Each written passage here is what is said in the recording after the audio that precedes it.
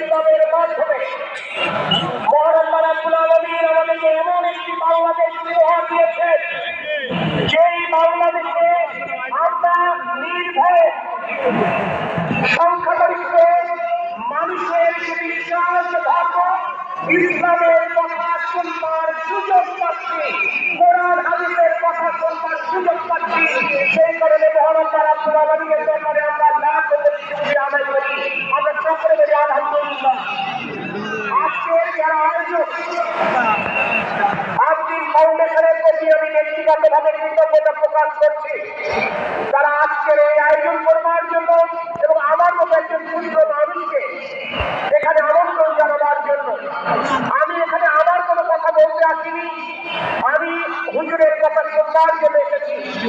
আমি শুধু আপনাদের কাছে এই বার্তাটি দিতে চাই, আমরা দূর দূরান্ত থেকে মানুষ এসেছি ওনার কথা শুনবার জন্য।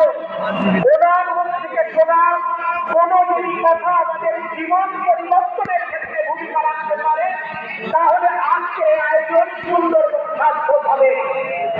শুধুমাত্র আমরা কথা শুনবো, ওনাকে দেখবো তাই নয়, ওনার শোনা কথা থেকে অন্তত আমাদের জীবন পরিবর্তনের জন্য আমরা কিছু দিয়ে যাওয়ার চেষ্টা করবো।